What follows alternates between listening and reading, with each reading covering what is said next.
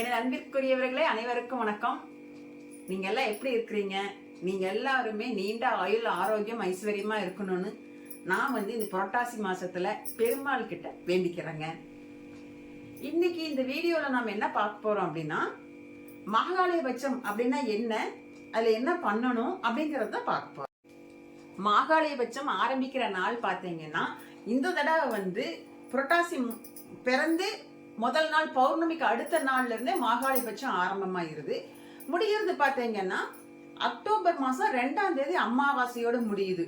இந்த மாசத்துல 18ஆம் தேதி ஆரம்பமாகி அடுத்த அக்டோபர் மாசத்துல 2ஆம் தேதியோட முடியுது மாகாளயபட்சம். மாகாளயபட்சம் அப்படின்னா என்ன அப்படின்னு பார்த்தீங்கன்னா, பட்சம் அப்படிங்கிறது 15 நாள்.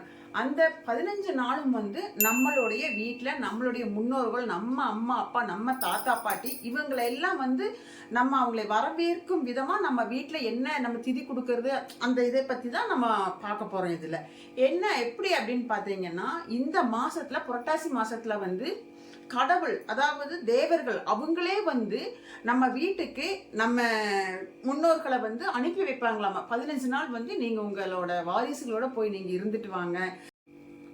நம்ம முன்னோர்களை வரவேற்கும் விதமா நம்ம வீட்டுல நம்ம என்னென்ன பண்ணணும் அப்படிங்கறத நான் இப்ப இந்த வீடியோல நான் உங்களுக்கு சொல்ல போறேங்க.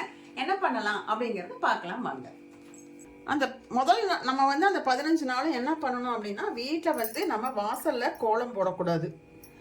கோலம் போடாம நம்ம 15 நாளுமே இல்லை அப்படி கோலம் போட்டு தான் அங்கே கொண்டு கோலம் போடலைன்னா ஒரு மாதிரி எங்களுக்கு இருக்கும் அப்படின்னு நினைச்சீங்கன்னா, நீங்கள் காவியில கோலம் போட்டுக்கலாம். காவி எடுத்து கோலம் போட்டுக்கோங்க. இந்த பாருங்க, காவி எல்லாத்துக்குமே தெரிஞ்சிருக்கும், இருந்தாலுமே நான் காமிக்கிறேன் பாருங்க. காவியில போட்டுக்கோங்க. நான் இந்த மாதிரி மாவிளை தோரணம் எல்லாம் கட்டக்கூடாதுங்க 15 நாளைக்குமேவும். இந்த 15 நாளும் காலையில சூரிய உதயத்துக்கு அப்புறமா தான் எள்ளும் தண்ணியும் விட்டு வீட்டில் திதி கொடுக்கணும். அப்படி வீட்டில் திதி கொடுக்கல, நாங்கள் வெளியில் கொடுக்கணும், அதுவுமே நீங்கள் பண்ணிக்கலாம். வெளியில் கொடுக்க முடியாதவங்க தான் வீட்டில் திதி கொடுக்கணும்.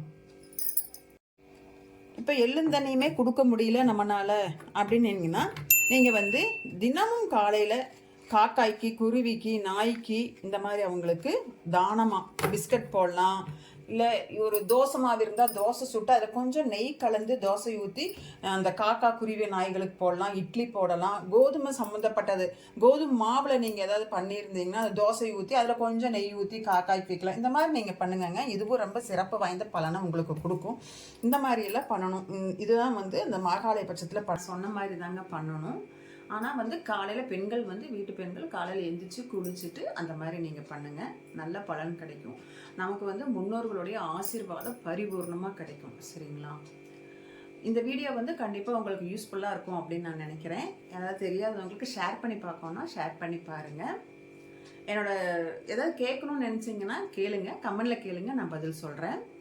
இந்த மாதிரி வீடியோஸ் போட்டுட்ருக்கிறேன். இந்த புரட்டாசி மாதத்தில் அடுத்தடுத்து என்ன பண்ணணும், என்ன பண்ண வேண்டாம் அப்படிங்கிறத நான் போட்டுட்ருக்கிறேன். என்னோட கௌரிஸ் ஹோம் சேனலை சப்ஸ்கிரைப் பண்ணி வச்சுட்டு பாருங்கள். நன்றி, வணக்கம்.